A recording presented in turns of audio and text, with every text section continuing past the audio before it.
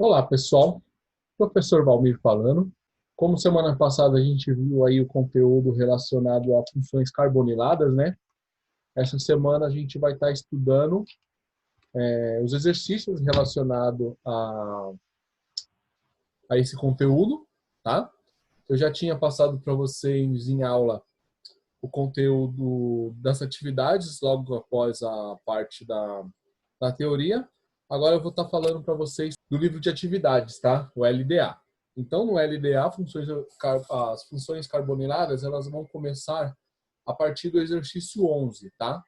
Então, como já é comum, eu vou fazer uma análise desses exercícios de cada uma das alternativas, tá? Porque é assim que tem que ser. Não é porque o exercício é de marcar xizinho, como vocês costumam dizer, que não tem uma resposta para cada uma das alternativas. E é esse raciocínio que vocês têm que fazer para poder chegar nas respostas, tá? Vamos lá. O primeiro exercício, ele fala assim, a carbonila, vou pegar uma coisa aqui para vocês verem o movimento na tela e para vocês não dormirem, né? A carbonila é o grupo em que o átomo de carbono faz uma ligação dupla com o átomo de oxigênio e duas ligações simples com átomos de carbono e ou hidrogênio. Tá? Em relação às duas principais funções desse grupo, aldeídos e cetonas, assinale verdadeiro F, V para afirmativas verdadeiras e F para alternativas falsas. Beleza? Vamos fazer uma análise aí agora de cada uma dessas alternativas. Vamos lá. A primeira alternativa ela fala assim: os aldeídos apresentam carbonila em carbono secundário, ou seja, o carbono da carbonila está ligado a mais dois átomos de carbono. A gente está falando de aldeídos, né? Aí, para fazer a análise dessa alternativa, você tem que pegar aqui, ou ir na sua... Eita, que ficou feio. Ou ir na sua apostila, ou fazer o desenho de um aldeído. O aldeído, como ele fala, ele tem uma ligação dupla, uma carbonila em ligação dupla com o carbono, tá? E o carbono ele vai estar ligado aqui a um átomo de carbono, só que do outro lado ele vai estar ligado a um átomo de hidrogênio, tá? Gente, isso aqui é um oxigênio, ficou feio, mas é um oxigênio, tá? Ou seja, esse carbono aqui, ao qual esse daqui é a carbonila, é a dito carbonila, né? Essa carbonila vai estar ligada a quantos outros átomos de carbono? Apenas um, né? Então, essa informação ela é falsa, tá? Nesse caso aqui, a carbonila ela não pertence aí a um carbono secundário, ele é um carbono primário, porque esse carbono só está ligado a outro átomo de carbono. Beleza, gente? Então, primeira alternativa, ela é falsa. Aí a segunda afirmação. As cetonas apresentam a carbonila em carbono primário. As cetonas apresentam a carbonila em carbono primário, ou seja, o carbono da carbonila está ligado a, no mínimo, um átomo de hidrogênio. Galera, se vocês pegarem lá o primeiro conteúdo que a gente estudou sobre a classificação dos carbonos, né? A classificação de carbono primário, secundário e terciário está relacionado a quantos outros átomos de carbono esse carbono vai estar ligado. Tá? Então, as cetonas, elas podem estar ligadas a um carbono primário. Vamos desenhar aí uma função cetona. Tá? Então, nós temos o C e a dupla, que é a carbonila. Tá? Só que, diferente do aldeído, né? As cetonas, elas vão estar ligadas a dois átomos de carbono, tá? Pode ser uma cetona nesse caso aqui, pode ser uma cadeia diferente, aqui pode continuar uma cadeia para cá, aqui pode continuar uma cadeia para cá. Mas uma cetona, ela vai estar ligada a 2 átomos de carbono, porque quando ela vai estar ligada a um átomo de hidrogênio em uma das posições, vai ser um aldeído. Tá? Ou seja, essa informação aqui, ó, por causa deste termo aqui, ó, tá errada. Tá? As cetonas, elas estarão ligadas, a carbonila vai estar ligada a carbonos secundários, tá? E os aldeídos, a carbonila, vai estar ligadas a carbonos primários. Então, eles inverteram aqui as coisas, é justamente para dar aquela confundidinha, né? Então, essa alternativa aqui ela é falsa também. Agora aqui, nos aldeídos, a carbonila é chamada especificamente de aldoxila. Essa alternativa, galera, se vocês pegarem lá na apostila de vocês, vocês têm a resposta para isso, tá? Onde vocês vão perceber que isso é uma alternativa verdadeira, né? Nos aldeídos, tá? O átomo de hidrogênio forma o grupo aldoxila, que é o grupo funcional dos aldeídos, né? Portanto, a gente pode dizer que os aldeídos são compostos orgânicos que apresentam o grupo carbonila na extremidade da cadeia. Tá? Então, essa alternativa aqui, ela é verdadeira. E, por último, na cetona, os grupos orgânicos ligados à carbonila são necessariamente iguais. Galera, precisa ser igual? Não precisa, né? A partir daqui, ó,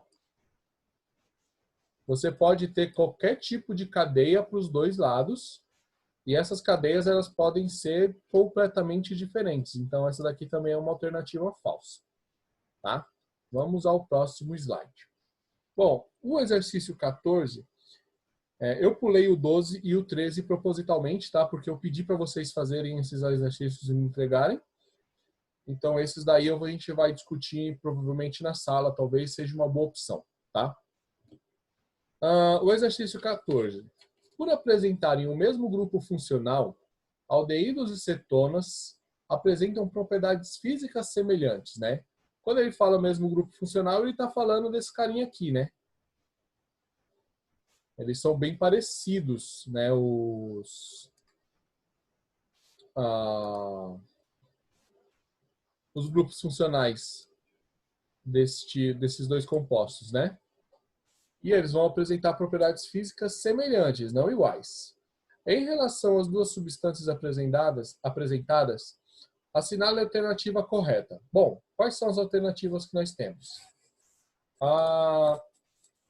As duas substâncias pertencem à mesma função orgânica, pois apresentam o mesmo grupo funcional, a carbonila.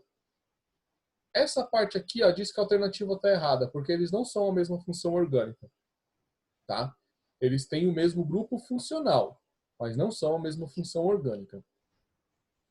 A primeira substância é uma cetona, chamada de propanona. A gente tem 3 carbonos: met, et, prop, bult seria, mas aqui está certo, propanona.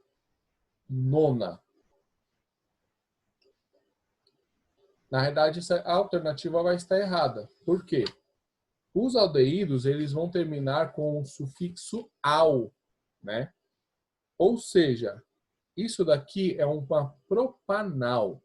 Propanal, o nome certo, tá? E a segunda substância é um aldeído chamado de propanal. E aqui é ao contrário, né? Esse daqui seria a propanona e esse daqui seria o propanal. Então, eles inverteram aqui as duas alternativas, tá? E a terceira opção é a segunda substância, por ser mais simétrica, a segunda substância aqui, ó, apresenta maior facilidade de fazer interações com a água, sendo mais polar se a gente comparar com a primeira. Isto é verdade, tá? Como ela é uma substância mais simétrica, ela vai ter aí uma maior interação intermolecular com a água, tá?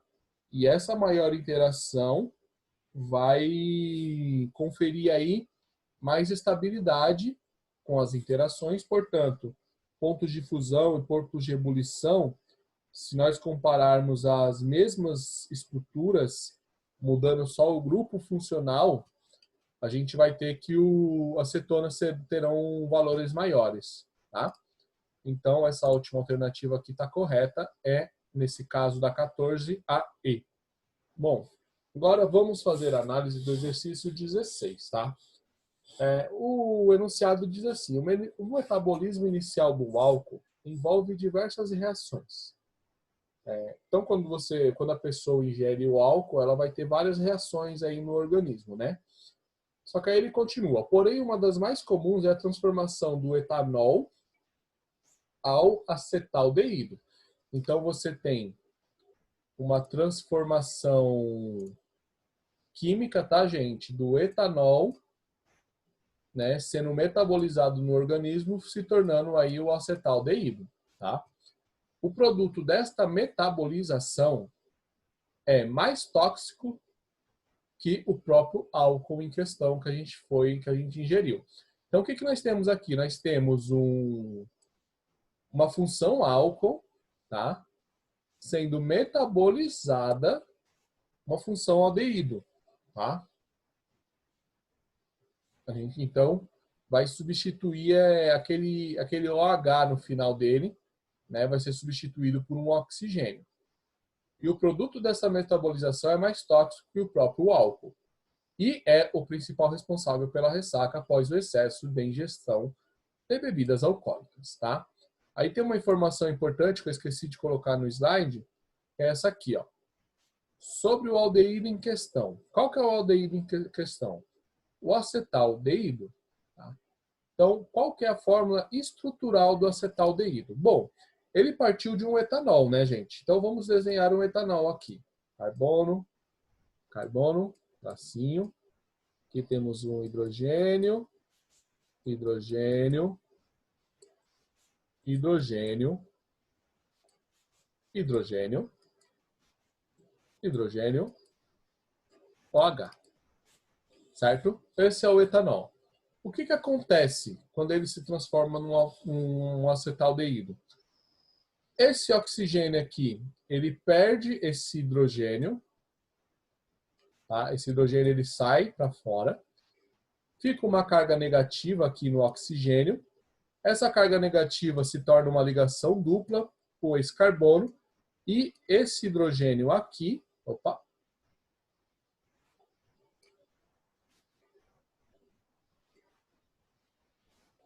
esse hidrogênio aqui, ele sai para fora da reação, tá, gente?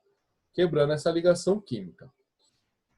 Isso é uma maneira bem simplificada de mostrar como que acontece essa reação, tá, gente?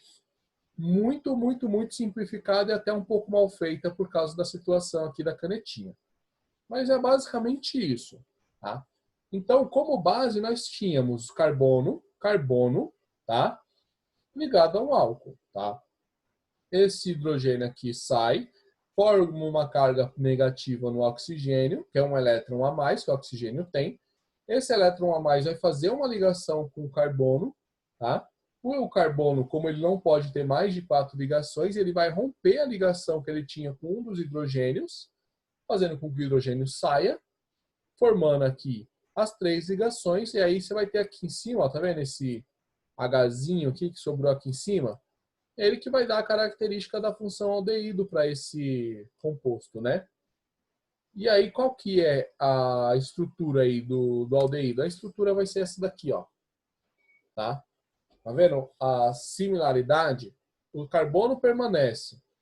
O álcool, a função álcool que tinha aqui, ela perdeu um hidrogênio aqui nessa região, formando uma ligação dupla com carbono. E o hidrogênio que estava aqui, ó, ele só foi trago aqui para baixo. Tá? Então, essa é a estrutura do acetaldeído. Acetaldeído. E a sua fórmula molecular é essa aqui, ó. C2H4O. Tá? Por que que o O... Lembra que no álcool, geralmente a gente tem um H aqui, né? Aqui a gente não tem mais. Por quê? Porque o álcool está ligado diretamente, o oxigênio está ligado ao carbono, a um dos carbonos, numa ligação dupla, e todos esses hidrogênios vão estar ligados no carbono. Beleza? A questão 17. Deixa eu tirar essa caixa de texto aqui. As fragrâncias características dos perfumes são obtidas a partir de óleos essenciais. Observe as estruturas químicas de 3 substâncias comumente empregadas na produção de perfumes. Aí você tem aqui, né? A fragrância aí de canela, jasmim e fragrância do espinheiro branco. E aí ele fala: o grupo funcional comum às 3 substâncias corresponde à seguinte função orgânica. O grupo funcional comum às 3 substâncias corresponde à seguinte função orgânica. Então ele tem um éter, o álcool, a acetona e o aldeído. O que a gente tem que fazer para analisar esse exercício? Verificar qual que é a função orgânica presente em cada uma dessas fragrâncias. Bom, então a primeira coisa que a gente tem que fazer é analisar um por um para saber quais funções orgânicas tem aqui. Isso aqui é uma cadeia carbônica, isso aqui é um benzaldeído. Desculpa, gente, isso aqui é um anel benzênico, anel benzênico, anel benzênico. Não tem ligações de OH aqui, então não tem fenol, né? Aqui são uma cadeia carbônica insaturada, mas olha aqui, ó, CHO. CHO, o que ele é? Ele é um aldeído, tá? Aqui também, um anel benzênico, uma insaturação. Aqui não é uma função orgânica, tá? Aqui é só uma cadeia mesmo carbônica. Isso aqui provavelmente vai ser um anel. Tá meio estranho essa... Agora que eu percebi essa H5H11 aqui, que eu não queria entender o que é isso, mas não vem ao caso. E tem a função aqui... Temos a função aqui aldeído de novo, tá vendo? E aqui, ó, no último, nós temos 2 funções, tá, gente? Primeiro aqui a função aldeído, tá? Mas nós também temos uma função aqui, ó, que é um éter, né? O carbono aqui, oxigênio, cadeia carbônica, tá? Mas apesar desse éter aqui, esse éter não é comum nas outras 3. Então a função aqui que vai ser comum nas 3 vai ser a função aldeído. Portanto, a alternativa correta vai ser a D, tá? Bom, é isso aí, pessoal. Essa aula acaba aqui, né? No exercício 17. Na próxima aula, eu continuo a partir do exercício 18. Até lá. E muito obrigado aí pela paciência de vocês. Até a próxima.